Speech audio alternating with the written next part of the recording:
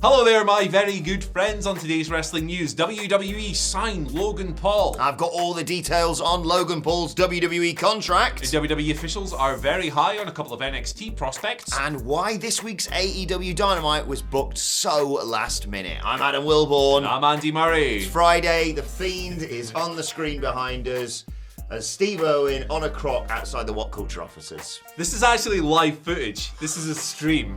And this is the news. All right, before we kick this thing off, I'm going to give a shout out to the people who sent us the wonderful art that you will see in the background here.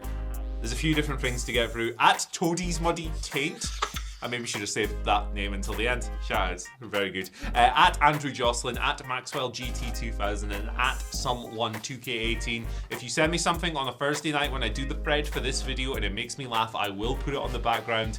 So shout outs to you guys. Anyway, we're going to kick things off by talking about Logan Paul. Yes. He has signed with WWE formally.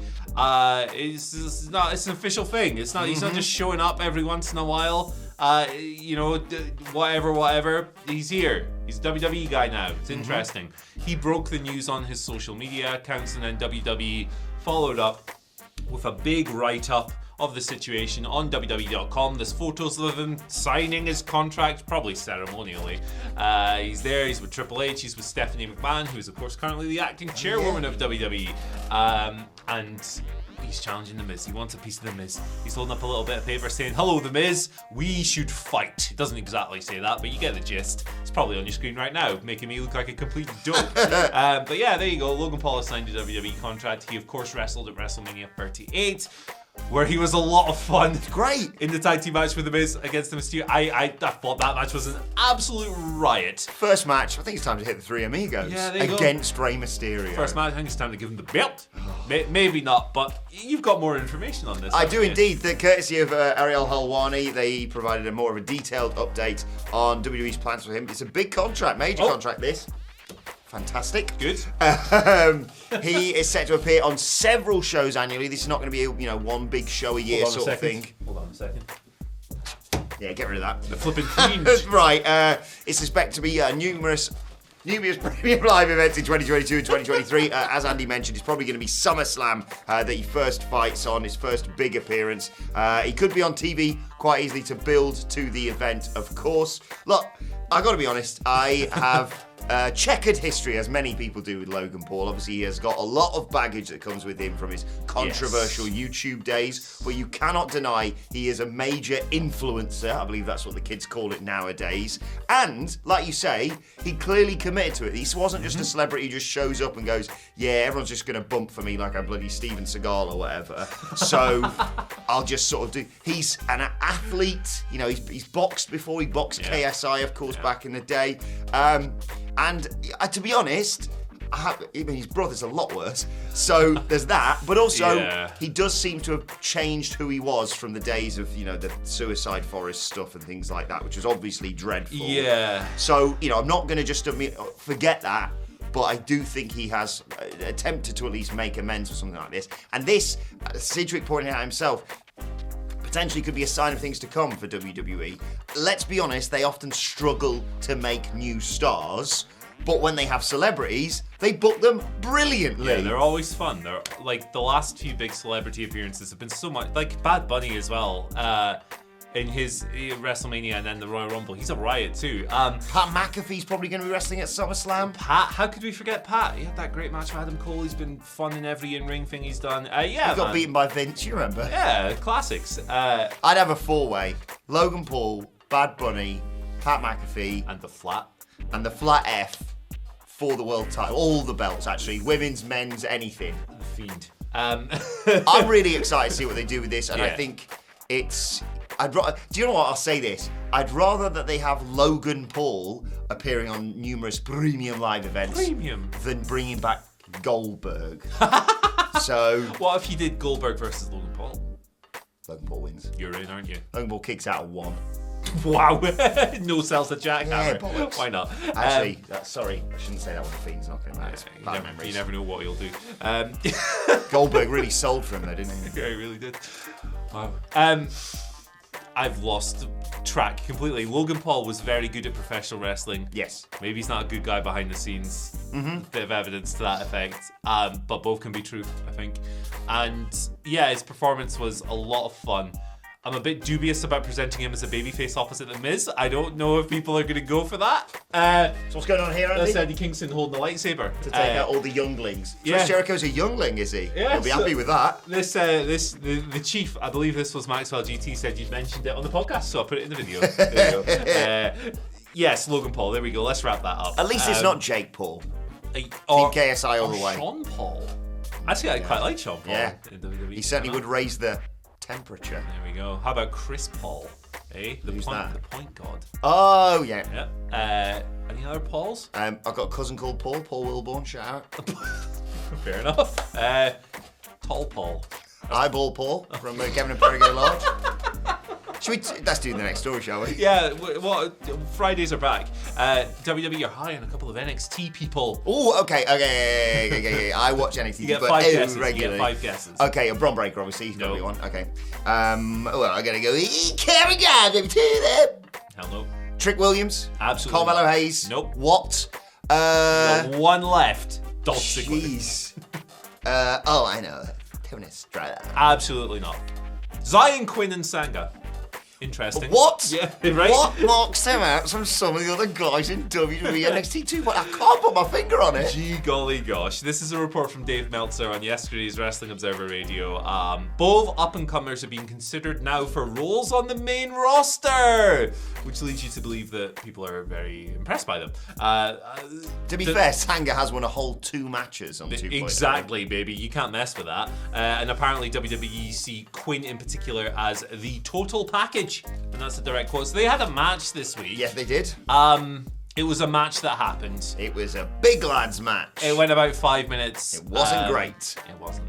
I was trying to be polite. I'll call it as I see it. I'm arguably one of the biggest fans of 2.0 in this office. The biggest fan. There's no arguably about it. Yeah. I think it does offer something, and if you view it as a very different version of a WWE product, but still a WWE product, so it's grading on that curve, you view it as a lot of green guys, but also occasionally some phenomenal talent. Yeah, like Carmelo Hayes. I almost called him Cameron Hayes. Like his combined forces don't of Cameron do that Grimes. to me. Guys like Carmelo Hayes are absolutely tremendous. I love the double act. Malik Blade, Idris and Ofe. They've got They're fun. They've got a lot of talent down there. But they also have, some of the weirdest gimmicks. They've just got a lot of green guys who aren't ready for the main roster. I'm not saying that necessarily is them. Look, Sanga and Zion Quinn are big lads. I understand why they picked them. And I know I said Sanga was only 2 wins on NXT. He's been different stuff in like Indus Share and stuff. I know about that, obviously. Zion Quinn. But like the fact that you can look at 2.0 and look at who they've been surrounded by recently. Wesley's one of the best guys they've got. Nathan Fraser's knocking about. News story. Someone married a crocodile, did they? Yes, yeah. Is that what you did on holiday? You don't get crocodiles. You do. The mayor of a Mexican fishing town, Santa Pedro Huamuela, symbolically married a crocodile on Thursday as part of a local tradition to usher in a bountiful harvest. So this is like them weirdos over the pond with the groundhog. They used to have a turtle. They done it better, sorry. Yeah, it's Turtle Pope, but a crocodile. Look, so best of luck to Sanga and Zion Quinn. I understand why they'd pick them, and I don't think they're necessarily bad large wrestlers.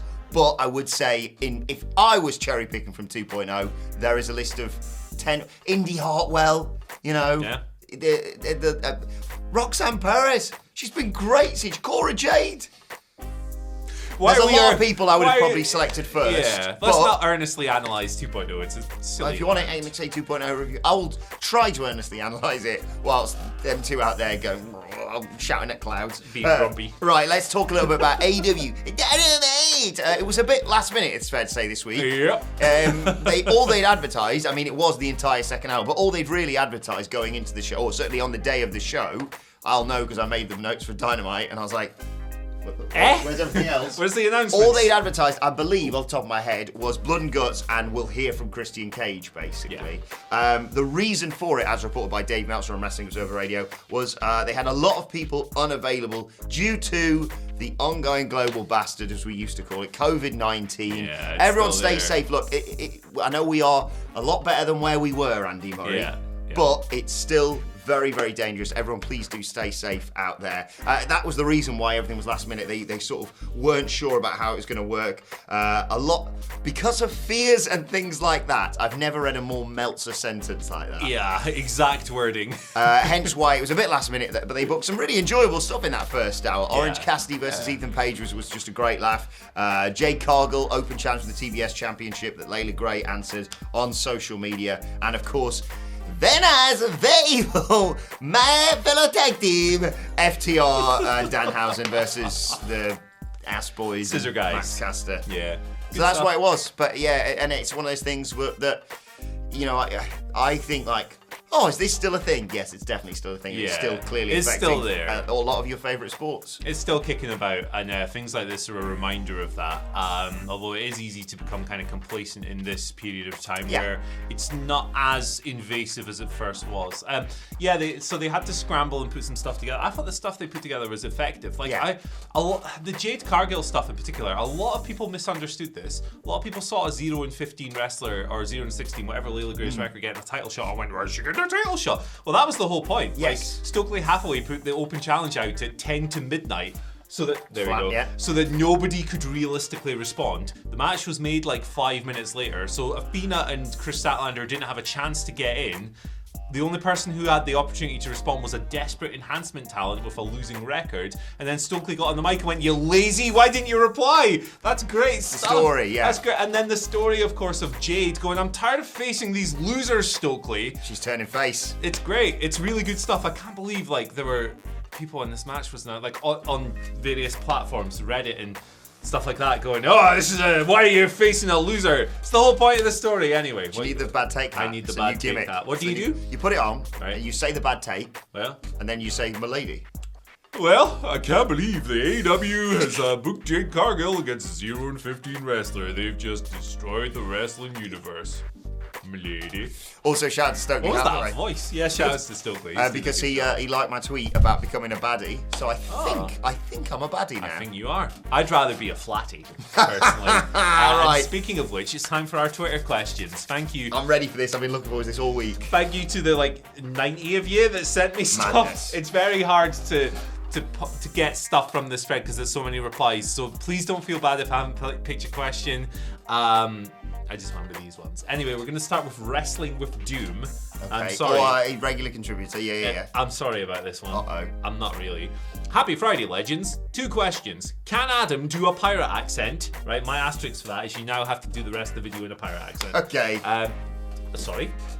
Arr! Okay, there we go. No problem, matey. Also, you wake up and there is a magical flat boy at the end of your bed. He opens his mouth and you hear the voice of the Fiend in your head. Right. Sorry. Right. Sorry, I don't know what that is. The Fiend says, "I need your help to save my people." My people? Is there a colony of fiends? What song do you want to play as you jump on this Fiend flat F's back? Sorry, Adam Nicholas. Come on. Oh, sorry, matey. He be swearing like a trooper, like a sailor. Soon may the weatherman come to give us. Remember sea shanties? They were good. I be picking. It's a pirate's life for me. I be picking. This is going well. Flying Without Wings by Westlife. Because that's how the flat takes flight. Or my favourite song from Kesher, "We Are Who We Are." That was a deep pull. This question has a picture of an alligator as well. She's a beauty. She is a beauty. Arr. Right, continuing in the pirate accent. Arr. And I've chosen this one because I want to hear you say this in a pirate accent. Arr. Bob Murray, my dad, apparently. My dad's name's not Bob. Not a question, but I would like to hear the king of the mic say... I can't punt. I would like the king of the mic to say Rated R Superstar. Rated R Superstar. I just wanted to hear that in a pirate accent and it did not disappoint. Right, Alec Molyneux asks, "Good morning, fellow baldy brother and king of the mic. Didn't forget you, buddy. Why have I done that twice? Eric." Come on, Eric. We've got the Fiend, the world's largest alligator, and Ryback. Which one do you hire, fire, and push? Thanks and take care. Or I be pushing Ryback into a big pool. What were the other two options? The Fiend and an alligator.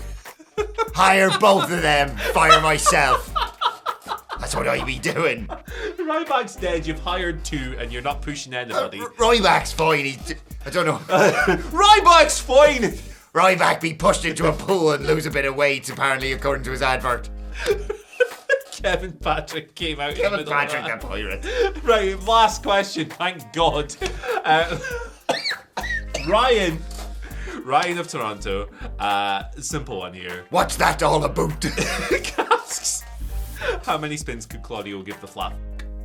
I've said so many times. Sorry, Adam. 69. Nice. It might be difficult for him though, because Claudio's used to like holding two legs. The flat, you hold the flat's legs, that's a problem. You gotta use the tail. I was genuinely concerned he was going to kill Chris Jericho by letting go of him in blood and guts. Just picking him off the top of the cell. Right, I'm going to read this in my normal voice now because I don't want to detract fair. from the genuinely excellent stuff where I'm about to show you. To shout out to Brock Hatfield, aka Organoid Zero on Twitter. Nice. I may have mentioned this to you at the time. I also need to give a shout out to the artist behind this. That is at Dito Rama on Twitter, who's open for commissions. That is exactly what Brock Hatfield got from him. He's been promising this for a while, and it's fair to say, Brock's delivered. He's given us this incredible image that I'm going to get printed and put on the set, just like our lovely, lovely drawing here. Andy Murray, your reaction to this?